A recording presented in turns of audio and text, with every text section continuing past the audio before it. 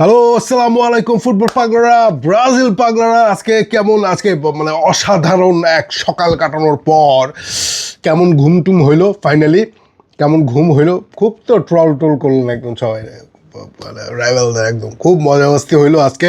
সারা বাংলাদেশ জুড়ে ব্রাজিল ফ্যানরা যে আনন্দটা করলো হাইতিরে হারায়, এই আনন্দের পিছনে রহস্যটা কি?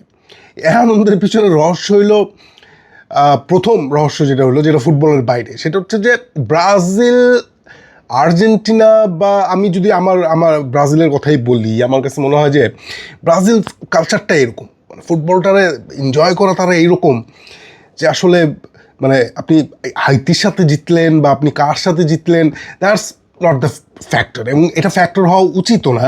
সেলিব্রেশন তো মানতে হয় ভাই, সেলিব্রেশন তো হবেই, সেলিব্রেশন এটা হয়েছেও। এবং রাইভাল ব্রাজিল আর্জেন্টিনার মধ্যে যেই হিমু এবং ইসের সম্পর্ক, রূপার সম্পর্ক, যেমন হিমু হলো ব্রাজিল এবং রূপা হলো আর্জেন্টিনা, এটা হচ্ছে আমার থট আর কি। তো এই যে তাদের মধ্যে এই রাইভালরি, এটা খুবই মজার এবং খুব ভালো লাগছে আজকে হাইতির সাথে জয়ের পরে। কিন্তু এটা এক জিনিস, কিন্তু যেটা হচ্ছে যে এখন আসল জায়গায় যদি আপনি আসেন, যে ব্রাজিল তার ওয়ার্ল্ড কাপের গ্রুপ স্টেজে এখন টেবিল টপ করতেছে, দ্যাটস গুড নিউজ। কিন্তু আপনি দেখেন এরপরে মরক্কোরে দেখেন, সমান সমান পয়েন্ট আছে, গোল ব্যবধানে আছে। এবং আজকে আমরা যে 3টা গোল দিচ্ছি, এবং আমরা যে আজকে আরও গোল দিতে পারতাম, এই গোল না মানে দেওয়ার সুযোগটা মিস করাতে গোল ব্যবধানে মানে ব্রাজিলের পজিশনটা আসলে গ্রুপ স্টেজ শেষে রাউন্ড অফ 32-তে যাওয়ার সময় আসলে কোথায় হবে ঠিক বলা যাইতেছে না। স্কটল্যান্ডের সাথে খেলা, মানে ব্রাজিল ফার্স্টও হইতে পারে, ব্রাজিল গ্রুপের সেকেন্ডও হইতে পারে, ব্রাজিল গ্রুপের থার্ডও হইতে পারে। এখন রাউন্ড অফ 32-তে জাপান অথবা নেদারল্যান্ডস আমাদের সাথে পড়বে। তো আমি মানে দুইজনকেই, মানে জাপান তো নেদারল্যান্ডের সাথে খেলা আমরা দেখছি, তারা 2-2 ড্র করছে। জাপান খুব প্রফুল্ল ফুটবল খেলে, মানে খুবই উদ্দীপনাময় ফুটবল, সেই ফুটবল এবং নেদারল্যান্ডসের বিউটিফুল ফুটবল, সেটার সাথে আমি তো মনে করি ভাই হারলে নেদারল্যান্ডসের সাথে হারাই ভালো। কিন্তু সম্ভবত কুবোও নাই জাপানে, এখন এই ইনজুর্ড হয়ে গেছে কুবো সম্ভবত, যদি মনে পড়ে। তো যার সাথেই পড়ুক, ডিফিকাল্ট চ্যালেঞ্জ হতে যেতে, আমি বলতে চাইতেছি future, what next for Brazil. এইখানে আমার মানে একটা হচ্ছে যে একটা জায়গায় আমি ভাবতে গেলে একভাবে আসে যে একটা কাঠামো। আমি আপনাদের শুরু থেকে বলতেছিলাম যে ব্রাজিল, কার্লো আনচেলত্তি কিন্তু আজকে তার বিশ্বকাপের প্রথম জয়টা পাইছে হাইতির সাথে। প্রথম জয় এটা কার্লো আনচেলত্তির প্রথম বিশ্বকাপ। এবং কার্লো আনচেলত্তি এই টিমের সাথে কাজ করতেছে কতদিন? ওয়ার্ল্ড কাপের আগে 40 দিন, বিশ্বকাপের আগে 40 দিন কাজ করতে পারছে এই হেভিওয়েট 5 তারকা বিশিষ্ট ওয়ার্ল্ডের মানে সেরা ফুটবল দল যেটা, সেই নেশনের সাথে মাত্র 40 দিন কাজ করে আসছে। এবং তার আমি বলতেছিলাম যে গ্রুপ স্টেজে আপনি দেখবেন এক্সপেরিমেন্টগুলো যদি আপনি, মানে এটার প্রমাণটা কি জানেন? এটার প্রমাণটা হচ্ছে কুনার আজকের ম্যাচে, আপনি যখন কুনার আজকে দেখলেন, আপনার কি একবার মনে হয়েছে যে কুনার আসলে মানে ইগোর থিয়াগো ওই দিন খেলা উচিত ছিল না? ফার্স্ট ম্যাচ কোনোভাবে খেলা উচিত ছিল না, এটা মনে হয়নি? এটা মনে হওয়াটা খুবই স্বাভাবিক। এবং কুনার কী ধরনের ডিসাইসিভ, আমি কালকের ভিডিওতে বলতেছিলাম যে কুনাই ওটা করতে পারবে, যে ডিপ ডাউন করে মিডফিল্ড, মানে কুনা মিডফিল্ড থেকে খেলার রানও করতে পারে এবং গোলও করতে পারে। এবং গতকালকে আমরা এটা বলতেছিলাম, যখন আমরা কুনার কথা শুনতেছিলাম, কুনা সেটাই করছে। নিচে নেমে এসে ভিনি এবং রাফিনারে আরও ইজি করে দিচ্ছে, স্বাধীন করে দিচ্ছে খেলা। হ্যাঁ, মানে মিডফিল্ডে একটা ট্রায়াঙ্গেল সৃষ্টি হয়েছে, যেটা আমি বলতেছিলাম কালকে, যে একটা বক্স হবে না, একটা ট্রায়াঙ্গেল হবে। খেলা আমাদের মতো করেই গেছে, খেলা আমরা যেভাবে চিন্তা করছি হাইতির সাথে হওয়া উচিত কুরানে নিয়ে, সেভাবেই হয়েছে।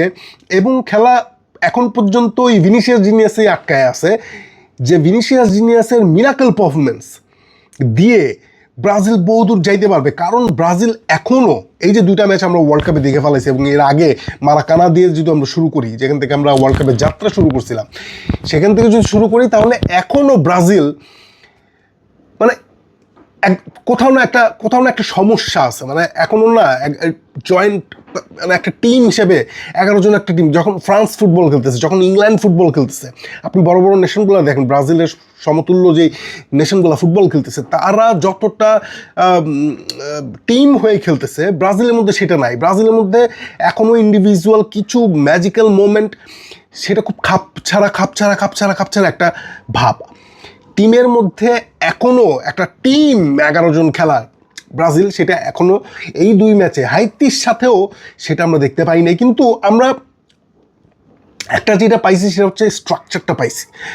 4-3-3 খেলতে যেতেছে কার্লো আনচেলত্তি, স্ট্রাকচারটা পাইছি, কোনাই থাকতেছে। এবং যেটা হচ্ছে যে ব্রাজিল ফার্স্ট হাফে হাইতির সাথে যেটা খেলছে, সেটা হচ্ছে প্ল্যান অনুযায়ী গেছে। এর মানে হচ্ছে কার্লো আনচেলত্তি যেটা বলছে যে আমি হচ্ছে এখনও নকআউট রাউন্ডের কথা ভাবতেছি না, আমি ভাবতেছি নেক্সট ম্যাচ স্কটল্যান্ডের কথা। দ্যাটস দ্য ভেরি গুড, খুবই ইম্পর্টেন্ট কথা এটা কার্লো আনচেলত্তির। কিন্তু এই হাইতির সাথে প্ল্যান এক্সিকিউট করতে গিয়ে ফার্স্ট হাফে আমরা সেটা দেখলাম যে হাইতি যেমন হাইতি উপরে চড়ে খেলে, এত স্পেস দিছে, প্রেশার দেয় নাই, সময় পাইছে ব্রাজিলের স্লো প্লেয়াররা, খুব দ্রুত তারা ফার্স্ট অ্যাটাক করছে, ডিরেক্ট অ্যাটাক করছে। তাদের পেছনের যেটা আমরা বলতেছিলাম যে পেছনের জায়গাটা হাইতি নিতে হবে, সেটা তারা নিচে পারফেক্টলি করছে। এবং মজার ব্যাপারটা হচ্ছে এত পারফেক্ট করার পরেও সেকেন্ড হাফে যেটা হচ্ছে যে যখন আপনি আরও ভেঙে চুরে ফেলবেন, যেখানে 3-0 ফার্স্ট হাফে হয়ে গেছে, আপনি যখন এটারে মানে ভেঙে চুরে ফেলবেন, 6-0 নিয়ে যাবেন। হ্যাঁ, এটাও হইতে পারতো, রাফিনা যদি মিস্টেক না করতো, তাহলে 4টা তো কমপক্ষে হইতোই। 8টা অফসাইড ব্রাজিল ফেস করছে, 8টা অফসাইড। এতটা হাইলাইন খেলছে হাইতি এবং স্পেস দিছে ব্রাজিলকে, থ্রু বল করার স্পেস দিছে ব্রাজিলকে। সহজ প্রতিপক্ষ ছিল হাইতি। এখন যেটা বলতেছিলাম যে এই যে এটা করলো সেকেন্ড হাফে, আপনি দেখেন স্ট্যাটস এখানে দেখলে বেকু হয়ে যাবেন। সেকেন্ড হাফে আপনার খালি ওইটাই মনে পড়তেছে যে আপনি অ্যালিসনের সেভগুলা, এমন হইতে পারতো হাইতি গোল করে দিতে পারতো। অ্যালিসনের সেভ আপনার মনে পড়বে, ফ্যান্টাস্টিক সেভ হয়েছে। ব্রাজিল সম্ভবত একটা কি 2টা শট করতে পারছে এবং একটা সিকোয়েন্স খুবই ভালো লাগছে। আমি এখনও বলতেছি যে খুব ছাড়া ফুটবল, মানে হঠাৎ একটা ম্যাজিক্যাল মোমেন্ট, যেটা ব্যাকহিল ছিল, ভিনির ব্যাকহিল মার্টিনেলি, সেটা বারে লাগলো।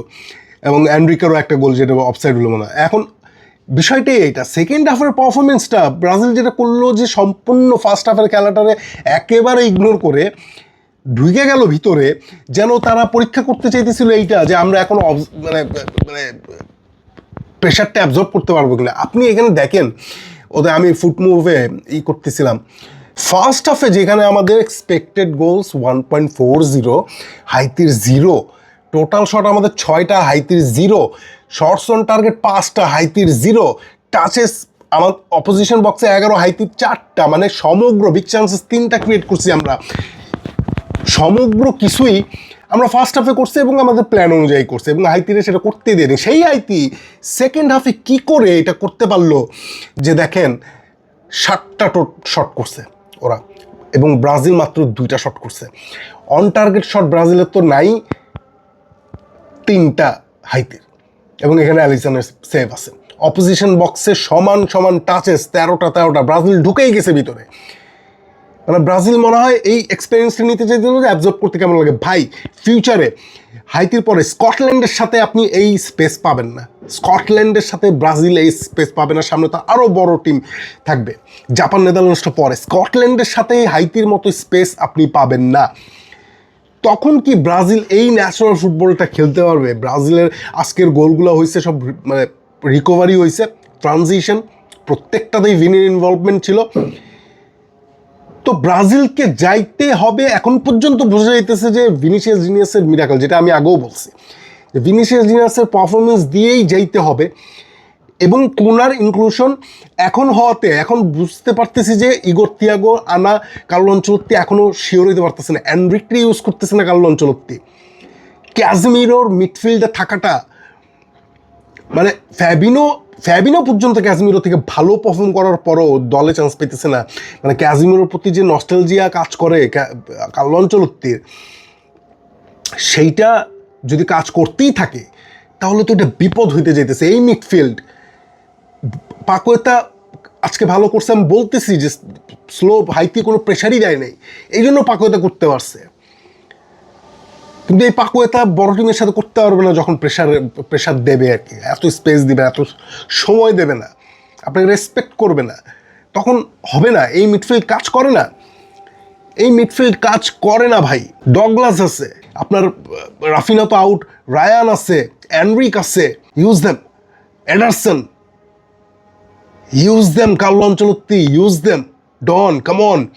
সবচেয়ে বুড়া মানে ব্রাজিল ন্যাশনাল টিম মনে হয় কত 1962 সালের পর সবচেয়ে বুড়া টিম খেলছে ব্রাজিলের গতকালকে, সবচেয়ে বড়, সবচেয়ে ইয়াং ছিল ভিনিসিয়াস জুনিয়র 26। মানে I am concern about Brazil আজকের ম্যাচের পরেও। মানে 3-0 গোল, ইয়েস, এটা কনফিডেন্স দেয়, এটা আপনাকে একটা কাঠামো দিছে আমাদেরকে।